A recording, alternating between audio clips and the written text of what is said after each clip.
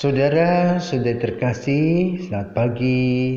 Salam jumpa lagi dalam Sabda Siap Saji 4 November 2020 di mana kita merayakan Santo Carolus Borromeus.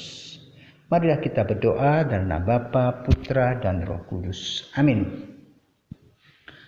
Tuhan bersabda, "Aku akan memperhatikan domba-dombaku, mengangkat seorang gembala sebagai pemimpin, dan aku Tuhan sendiri menjadi Allah mereka." Allah Bapa, sumber segala pembaharuan, kuatkanlah kiranya dalam umat-Mu semangat yang menjiwai uskup-Mu, Santo Carolus Borromeus. Semoga gereja-Mu selalu diperbaharui dan semakin menyerupai Kristus sehingga sanggup menampakkan wajah Kristus kepada dunia. Sebab Disulah Putra dan Pengantara kami, kini dan sepanjang masa. Amin. Tuhan bersamamu dan bersama rohmu. Inilah Injil Yesus Kristus menurut Lukas. Dimuliakanlah Tuhan. Pada suatu ketika orang berduyun-duyun mengikuti Yesus dalam perjalanannya. Sambil berpaling Yesus berkata kepada mereka, "Jika seorang datang kepadaku dan ia tidak membenci bapaknya, ibunya, istrinya, anak-anaknya, saudara-saudarinya, bahkan nyawanya sendiri, ia tidak dapat menjadi muridku. Barang siapa tidak memanggul salibnya dan mengikuti aku, ia tidak dapat menjadi muridku. Sebab siapakah di antaramu yang mau membangun sebuah menara, tidak duduk membuat anggaran belanja dahulu apakah uangnya cukup untuk menyelesaikan pekerjaan itu? Jangan-jangan sesudah meletakkan dasar ia tidak dapat menyelesaikannya. Lalu semua orang yang melihat itu akan mengejek dengan berkata, 'Orang itu mulai membangun tetapi tidak dapat menyelesaikan.' Atau raja manakah yang hendak berperang melawan raja lain, tidak duduk mempertimbangkan dulu apakah dengan 10.000 orang ia dapat melawan musuh yang datang menyerang dengan 20.000 orang. Jika tidak dapat, ia akan mengirim utusan selama musuh-musuh masih jauh untuk menanyakan syarat-syarat perdamaian. Demikianlah setiap orang di antaramu yang tidak melepaskan diri dari segala miliknya, tidak dapat menjadi muridku." Demikianlah Injil Tuhan. Terpujilah Kristus. Saudara-saudaraku terkasih, hari ini kita memperingati Santo Carolus Borromeus, putra Borromeus, yang dalam usia relatif muda menjadi pahlawan gereja. Pernah menjadi kardinal hebat dalam usia muda. Uskup, imam, bayangkan ditabiskan dalam usia yang relatif muda. Lahir tanggal 2 Oktober 1538, bayangkan. Ditabiskan menjadi imam pada 4 September 1563. 25 tahun lalu menjadi uskup, setelah beberapa bulan menjadi imam. Gak hebat tuh? Lalu jadi kardinal lagi pada tahun berikutnya. Awalnya ketika dia menjadi imam, kakaknya berhalangan karena kakaknya membantu Paus Pius ke-5, pamannya.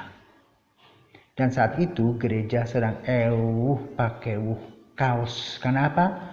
Terjadi reformasi Martin Luther sehingga melahirkan banyak demo-demo pemberontakan dalam gereja.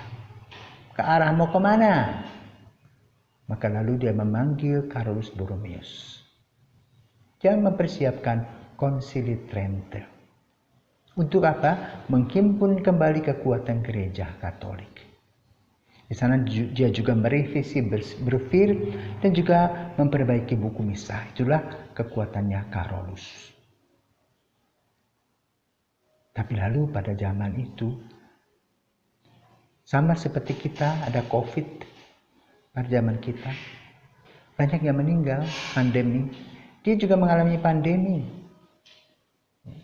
Lalu apa terjadi? Dia sibuk melayani. Maka itu kemudian dia meninggal. Dan orang berpikir tentang siapakah orang ini yang kemudian dijadikan pelindung orang sakit. Itulah Carolus Borromeus. Semangat dari Carolus Borromeus direnungkan oleh seorang gadis berasal dari Maastricht, Belgia, bernama Elisabeth Gruyters, yang kemudian menghimpun para gadis untuk membantu dalam pelayanan kesehatan dan pendidikan. Maka lahirlah kongregasi CP, Carolus Borromeus, yang bekerja di Indonesia, di Jakarta, yang kita kenal sebagai Carolus Borromeus Rumah Sakit, di Bandung Borromeus Rumah Sakit, kemudian sekolahnya yang kita kenal Tarakanita, di Jogja di Panti Rapih, kemudian juga ada rumah sakit mereka Elizabeth dan sebagainya. Bahkan di Kupang pun juga ada rumah sakit Carolus Borromeus yang dilayani oleh para suster yang mempunyai semangat cinta kasih dengan semangat melayani. Karena Ibu Elisabeth Gruyters ini juga mempunyai devosi yang kuat kepada Maria dan mendapatkan visi dari bintang samudra. Semangat hidup sederhana, penuh dengan cinta kasih, persis yang dilakukan oleh Carolus. Maka pada hari ini kita juga mendengarkan Injil tentang kualitas hidup dalam mengikuti Yesus. Harus total meninggalkan segala-galanya, baru berbuah. Dan hal itu juga diikuti oleh nama yang sama dari Carolus, yaitu Carlo Acutis yang baru-baru ini menjadi beato. Yang unik adalah kalau Carolus Borromeus lahir di Milan, Carlo Acutis ini besar di Milan. Lahir di London 3 Mei 91, dibaptis 18 Mei, dan kemudian tinggal di Milan. Lalu wafat pada tanggal 12 Oktober 2006 dalam usia 15 tahun. Apa kelebihan Carlo Acutis ini? Kalau Santo Carolus Borromeus menjadi pelindung orang sakit, maka beliau ini si kecil ini menjadi Rasul Ekaristi dengan mengatakan apa? Ekaristi adalah jalan tol menuju surga. Kalau Carolus Borromeus melayani orang sakit, Carlo Acutis sakit leukemia, tetapi sakitnya ini unik. Dia katakan, Mama, aku mempersembahkan sakitku untuk Paus Benediktus dan Gereja Universal. Tentu ibunya sedih sekali karena dia satu-satunya anaknya yang kemudian dipanggil Tuhan dalam usia 15 tahun dan kemudian dikuburkan di Assisi. Dan uniknya adalah dia bisa mendoakan orang sakit, seperti pengalaman satu keluarga di Brasil yang sembuh dari sakitnya secara ajaib.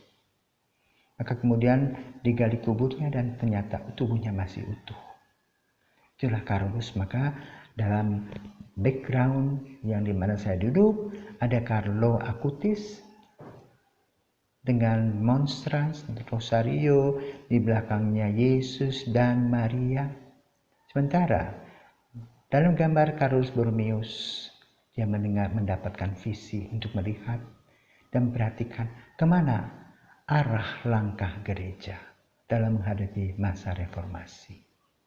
Sementara Carlo Acutis mengajak kita untuk melihat ke arah mana gereja berjalan dalam masa milenial ini, di mana terdapat metodologi canggih medsos yang luar biasa. Tetapi semangat kedua orang ini adalah melayani Kristus sampai tuntas sebagaimana digambarkan dalam Injil. Setiap orang di antaramu yang tidak melepaskan diri dari segala miliknya tidak dapat menjadi muridku. Itulah kata-kata Yesus yang antara dilakukan oleh kedua orang kudus, Beato Carlo Acutis dan Santo Carolus Borromeus. Semoga semangatnya membahana, semangatnya hadir dalam langkah-langkah kita. Dan kita mau melayani Yesus sampai tuntas dan total. Selamat berkarya. Khususnya juga kepada para suster CP, selamat merayakan Pesta Pelindung Santo Carolus Borromeus. Tuhan memberkati.